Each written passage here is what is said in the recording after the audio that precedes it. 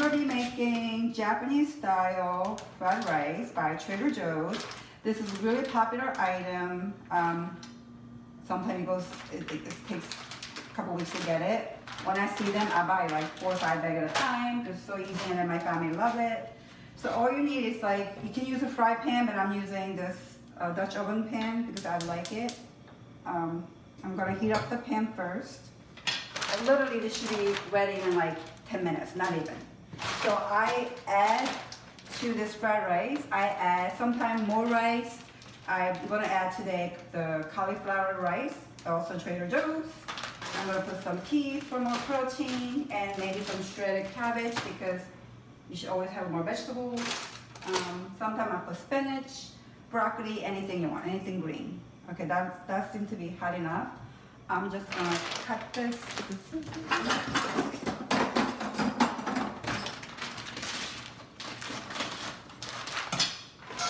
Dump it, you don't need to put any oil. Move it around. No oil? No oil. Okay. This rice has already. You might want to put maybe like a shot of water. You get a bottle of water.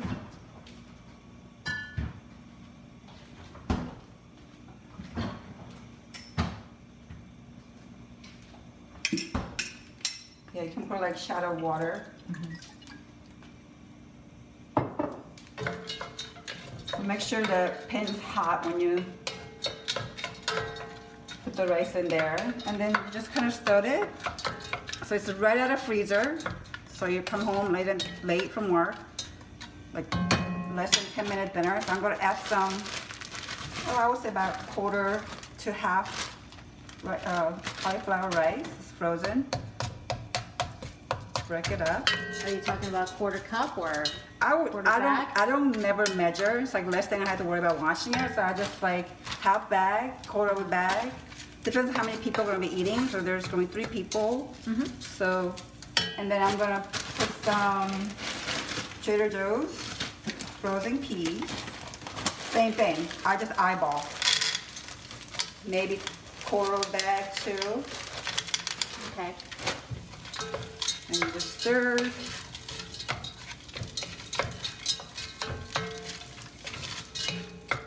I mean, the rice is already pretty cooked. It's frozen, so like you don't have to worry about.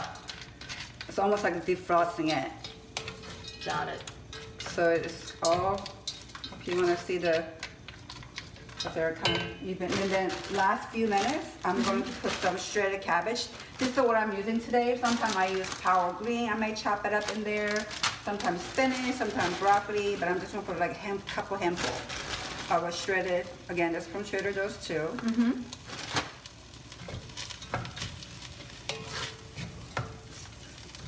But there's Trader Joe's on my way home from work. It's like so convenient. I just stop and get a few things, and like dinner is ready. And it's. So you said your son doesn't eat cabbage, right? Oh, he doesn't like cabbage. But when I put this in the rice, he doesn't even know. Sometimes I might cut it up a little bit smaller, but he seems to eat it when I put it in the rice. I love it. Yeah. So if you want a little bit of more protein, you can fry egg and put it on there to make it a little decorative. But honestly, I think this is just perfect the way it is. I'm Korean, so I like fish. So I started feeding my child at a very young age sardines, because sardine has a lot of calcium and omega-3, and it's super cheap. And you can get like really good sardine, wild sardine at Costco for like, I don't know, $10 for like 5 cans. That I may put that on, like after it's been cooked, before you serve it, you put that on there. Okay. You just lay it on top? Yep, just a couple pieces of sardine. Huh. I mean, I can do that too, but it's done. How long did that take? Wow, that's amazing. That's quick. Yeah. So Even I could do that. right, and then look how pretty it looks. So Yeah. That's awesome. I love it. Wait, voila. here it is. Nice.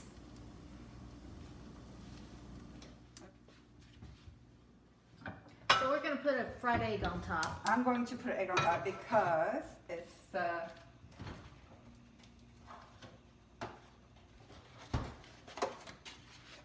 for a little more protein, and it is dinner. like I will eat this for breakfast and lunch. So with, I will put a little bit of olive oil. Oh my God, like Trader Junkie, am I? Again, it's convenient. Like it's on my way to home from work, so I just stop at Trader Joe's. Well, I think a lot of people, you know, they love Trader Joe's. So, and then, you know, I have a couple of things from Costco that I do. Mm-hmm. The sardine that I was telling you about is from Costco. Let me see if I can get it. It's way up there.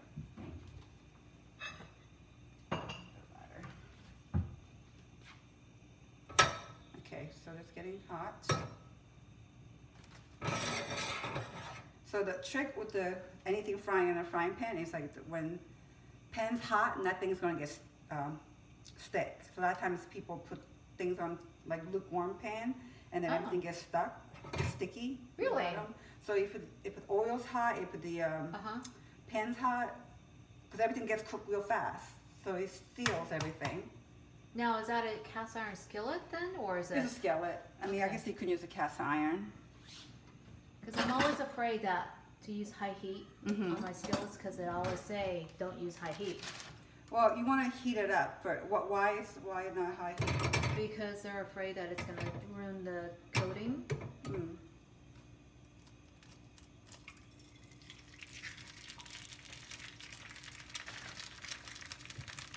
And so the fried rice has a decent amount of sodium. So I don't salt anything Okay. when I, and it does kind of cut down the sodium because I added peas, cauliflower, shredded cabbage.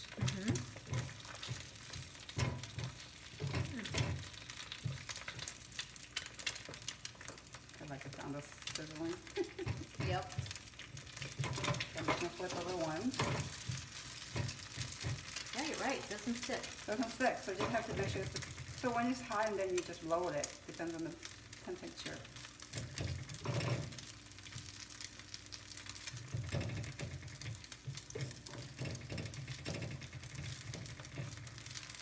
So it doesn't like, I think a fried egg is so great, it's good on everything. Gosh, you make it look so easy. All right, so it's voila. Beautiful. Should I taste? Yeah. Yeah. Let me back up. Let's see. Is it good? Oh yeah. That looks really good. I'm gonna crack an egg. See? You can crack an egg. Yummy. Yum. What a great idea. Thank you. Right, so another Trader Joe meal hack that I'm gonna do is, if you're, I'm not gluten-free, but this is a gluten-free chicken, breaded chicken at Trader Joe. It's another popular item that it goes, so anyway, I think it says 425, about 20 minutes in the oven. And I'm gonna make salad. I'm just gonna throw some leftover salad bags, so half of the romaine, and some collard greens. It's a handful, it depends how much you want. I guess it could be more. And just for color's sake, let's throw some shredded cabbage and the carrots and purple cabbage. And for dressing, I'm just gonna use, the apple cider is supposed to be so good for you. Vinegar, you mean? Apple cider vinegar. It's supposed to be so good. So that's what I'm gonna use. If I can get it out of my cabinet. Okay. It might take me longer to get the stuff out of my cabinet than cook something. Right. So I'm just gonna put, again, I don't measure it. I guess you can put a tablespoon. I'm just gonna drizzle it just a little. You can always, oops, whatever. And then olive oil. And then maybe some salt and pepper.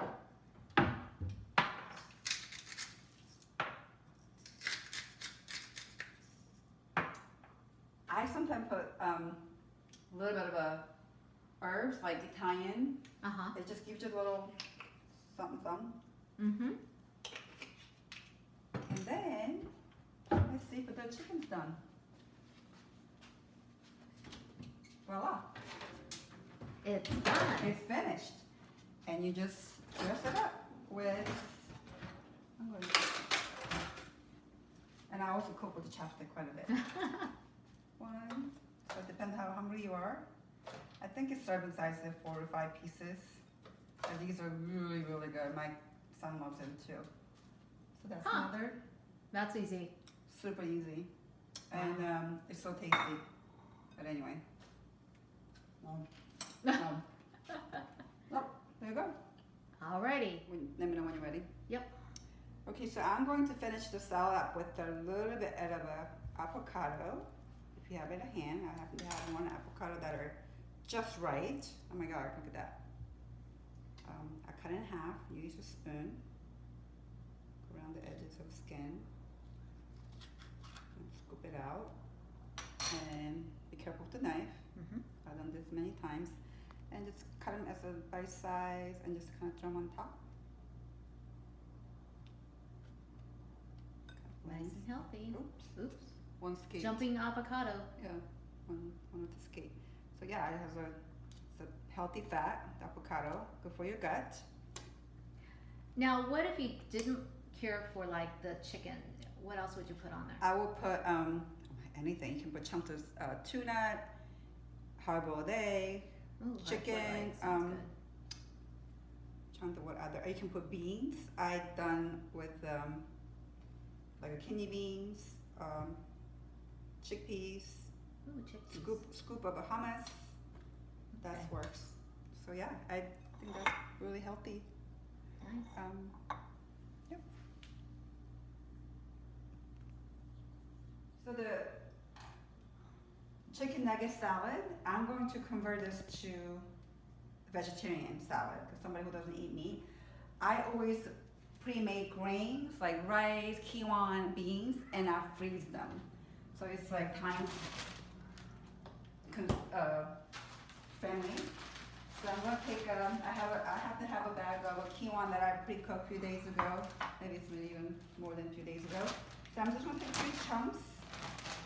So do you usually wait till when you cook like quinoa and rice, do you kind of let it cool before you freeze it? Yes, you always want to freeze it. I sometimes wait a day. I keep it in the refrigerator after I cook it because I probably use it in a day, and then whatever is left, I freeze them. And I always over cook so that more than I need for the day, so that I can always freeze. So I'm gonna put it back in the freezer. I can probably use a couple more times. And I'm gonna just nuke it for like 30 seconds to a minute. Because it is for salad, so Okay. just wanna let that go. Yeah, this is pretty delicious. And you can put some pomegranate if you have some pomegranate seed. Maybe cut up some pears. So you can do all kinds of stuff. It's like I don't Sweet potatoes. sweet potatoes, roasted sweet potato, roasted any vegetables. Like I don't follow recipes, so whatever I feel I have in my hand, in the refrigerator, in my pantry, whatever I can think of. So I have a question. Sure. If you want to roast your sweet potatoes, do you skin it and then cut it up and then you put it on a cookie sheet, drizzle oil, and then put it in the oven, or? Yeah, I cut I mean, you can even buy it already cut. And what I do is I put it in a bowl, I put olive oil and some seasoning and toss it, and then put it in a cookie sheet and then roast them. And then you can keep it in the cold because you're gonna use it in the salad. So it's still a little cold, which is fine, that's what we want. And this is a quinoa, so put it on as much as you need. And then because there's a dressing in there, it can even, I think that should be enough. That's good. Protein. That's great. That's a really pretty salad. Yeah. And It's healthy. And healthy. Awesome. That looks Yeah. really good. Yeah, so you can do a lot with that base. The salad Okay. base, you can pretty much put anything in. Nice. So the leftover, how to store leftover so it doesn't get brown. So you want to keep the part that has a still seed in it. And then you take a clear plastic wrap.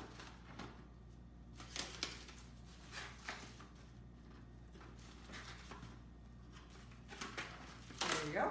And then make sure there's like no air. So you want to really like pack it nice and tight. That's the trick. Huh. And then you keep it in the refrigerator, and it doesn't turn color for at least 2 to 3 days. That's amazing. Yeah, and I that didn't is know that. from my my own experience.